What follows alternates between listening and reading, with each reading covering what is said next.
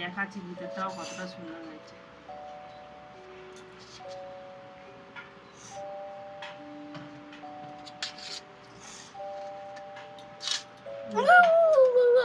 কোথাও কাঁচা নেই, কিচ্ছু নেই, খুব সুন্দর কেকটা হয়েছে। এখনো খুব গরম আছে, আর একটু তাঁত বসতো।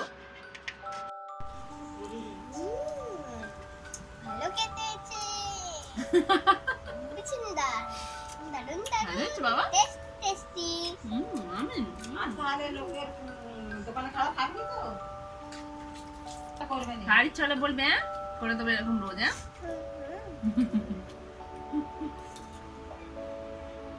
খাচ্ছে দেখো আমার করে।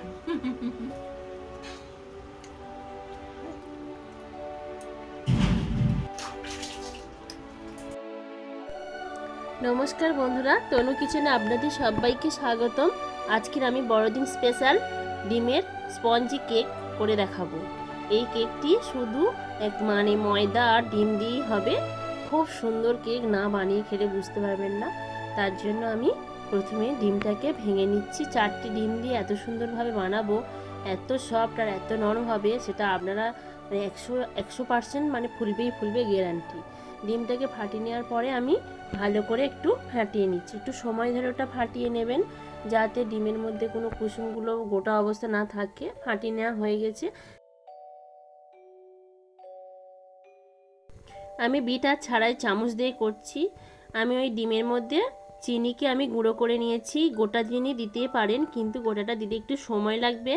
যদি হাতে সময় না থাকে তাহলে ওইটা চিনিটা একটু গুঁড়ো করে নিলে ভালো। আমি মিক্সিতে গুঁড়ো করে নিয়ে ওই ডিমের মধ্যে একটু রিফাইন অয়েল দিয়েছি, মানে 4 চামচের মতো রিফাইন অয়েল দিয়েছি।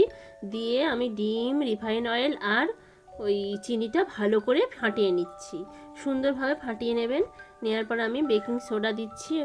বেকিং সোডাটা দিতেই হবে কেক বানাতে গেলে, এই বেকিং সোডাটা অবশ্যই দেওয়া দরকার আছে। আর এটা বেকিং পাউডার 1 চামচ দিচ্ছি, আর বেকিং সোডা 1 চামচ দিয়েছি। দিয়ে ওর মধ্যে দিয়ে আবারও ফাটিয়ে নিচ্ছি। ভালো করে ফাটিয়ে নেওয়া হয়ে গেছে। এবার আমি ময়দা দিয়ে দিচ্ছি 1 বাটি ময়দা, 1 বাটি চিনি, 1 বাটি ময়দা, আর ওই বাটির হাফ বাটি রিফাইন অয়েল দিয়ে ভালো করে সুন্দর করে একদম সফটই একটা সুন্দর স্মুথ ব্যাটার তৈরি করতে হবে। যেই ব্যাটারটা মানে দেখুন এই রকম ঘনত্বে হবে। আরও একটু দিচ্ছি, আর একটু ঘনত্ব করব, দিলে একটু মোটা মতন হবে, বেশ ভালো লাগবে, স্পঞ্জি হবে, খেতেও খুব সুন্দর, মুখে দিলে মিলিয়ে যাবে। আমি ময়দাটা একবার দিলাম না, ওটা আমি দুবার ধরেই দিচ্ছি, যাতে মানে বারে বারে দিয়ে করলে ব্যাটারটা সুন্দর হবে, সেই জন্য আমি দুবার ধরে দিলাম। এবার দেখুন বন্ধুরা, এরকম ঘনত্বটা হয়েছে, কতটা কীরকম হয়েছে মানে বুঝতেই পাচ্ছেন এরকম। এবার আমি ওখানে ফ্লেভারের জন্য অরেঞ্জ ফ্লেভার দিচ্ছি, আপনারা ভ্যানিলা এসেন্সও দিতে পারেন। এটা আমি অরেঞ্জ ফ্লেভার দিলাম, দিয়ে সবশেষে এটা দিয়ে ভালো করে আবারও আমি ফাটিয়ে নিলাম। এবার আমি একটা প্যান নিয়েছি, আমার কেকের কোনো মোল নেই, সেই জন্য আমি প্যান নিয়েছি। এই প্যানের মধ্যে রিফাইন অয়েল আবার লাগিয়ে দিলাম। আমি কোনো রকম কাগজ দেব না, আমি এটা মানে রিফাইন অয়েলটার গায়ে ভালো করে মিশিয়ে দিয়ে ওখানে আমি একটু ময়দা দিয়ে দেব।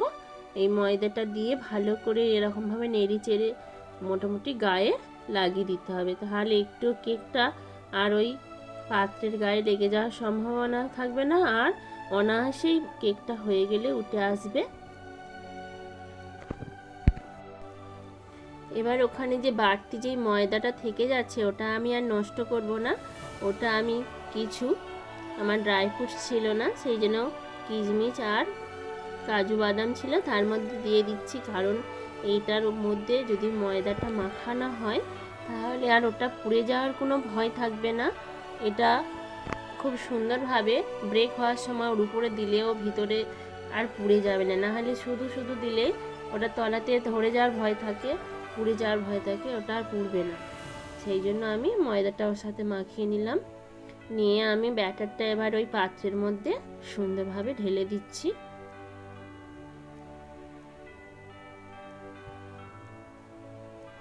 ভালো করে ঢেলে দিয়ে এবার যাতে না বাবলস থাকে, তারপরে একটু ঝাঁকিয়ে নিতে হবে ওই রকমভাবে।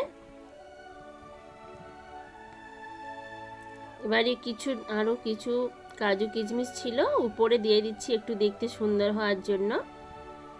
যদি আপনাদের কাছে ড্রাই ফ্রুটস থাকে এর উপরে দেবেন, খুব ভালো লাগবে। বড়দিনে এইগুলো ভালোভাবে বানিয়ে নেওয়া যায় খুব সহজেই। আমি এটা প্রেসার কুকারেই করছি, 100% ফুলবে। আপনাদের কাছে ভালো এরকম স্ট্যান্ড থাকলে একটা স্ট্যান্ড দিয়ে দেবেন প্রথমে, নাহলে এটা পুড়ে যাওয়ার ভয় থাকে। আর প্রেসার কুকারের মধ্যে এটা পাত্রটা আমি আগেই দিয়ে দিচ্ছি যাতে না হাতে ছাঁকা লাগে, সেই জন্য। আর প্রেসার কুকারের সিটিটা আমি খুলে নিচ্ছি। অবশ্যই এটা খুলে নেবেন, সিটি সমেত কোনো দিনই বসাবেন না, সিটি ছাড়া কেকটা বানাতে হবে। আমি প্রেসার কুকারটা নিয়ে আমি গ্যাসের চুলায় বসে দিলাম। আমি 45 মিনিট এরকম কুকার জাল দেওয়ার পরে আমি ফিরে এসেছি। এসে আমি কুকারটা খুলে দেখছি যে আমার কেকটা এরকম সুন্দরভাবে ফুলেছে। আর আমি ঠিকঠাকভাবে হয়েছে কি সেটা দেখার জন্য আমি একটা ছুরি বা চামচের সাহায্যে দেখলাম, গায়ে লাগছে না, তার মানে আমার কেকটা পারফেক্টভাবে রেডি হয়ে গেছে। আমি গ্যাসটা লিভিয়ে দিয়ে 1 ঘন্টার জন্য কি আধ ঘন্টার জন্য আমি ঠান্ডা করতে দিলাম। ঠান্ডা হয়ে গেছে, আমি হাত দিচ্ছি, এটা কিন্তু গরম না, গরম অবস্থায় কোনোদিন হাত দিতে যাবে না। আমার ঠান্ডা করার পরেই আমি হাত দিয়েছি, দিয়ে সাইড থেকে ছুরিটা দিয়ে আমি একটু হালকা করে আলগা করে নিয়ে এবারে আমি চাপ দিয়ে উল্টে কেকটা ঢেলে নিলাম। দেখুন বন্ধুরা কতটা সুন্দর হয়েছে কেকটা, আর কতটা স্পঞ্জি হয়েছে। দেখলেই বুঝতে পারছেন কতটা সুন্দর ও পারফেক্টভাবে কেকটা রেডি হয়েছে। বড়দিনে এইভাবে অবশ্যই বানিয়ে বাড়িতে খাবেন। আমি বড়দিন স্পেশাল এই কেকটা দিলাম। আপনারা বাড়িতে খুব কম খরচে মাত্র 1 কাপ ময়দা দিয়ে এত সুন্দর স্পঞ্জি কেক বানানো যায়, সেটা আপনারা দেখতেই পাচ্ছেন, হাতে নাতে আমি দেখিয়ে দিলাম। এইভাবে অবশ্যই বাড়িতে বানাবেন। এবার আমি কেটে দেখাবো কতটা সুন্দর হয়। না এ নাও, তুমি না কাটবে, কেটে নাও।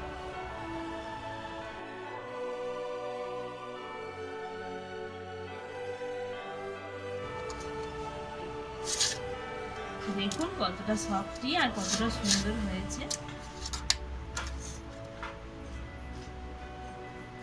দেখুন কতটা স্পঞ্জি হয়েছে।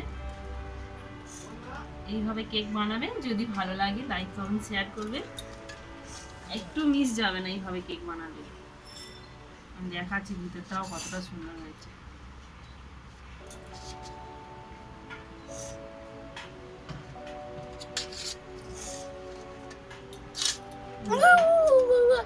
কোথাও কাঁচা নেই, কিচ্ছু নেই, খুব সুন্দর কেকটা হয়েছে। এখনো খুব গরম আছে, আর একটু তাঁত বসতো। আমার ছেলে এতই ছটপট করছে খাবে বলে কেটে দিচ্ছি। 10 টাকার প্যাকেটের কেক না কিনে এইভাবে আপনারা কিনে খাবেন, বাড়িতে বানাবেন, খুব সুন্দর হয়, একটু মিস যায় না।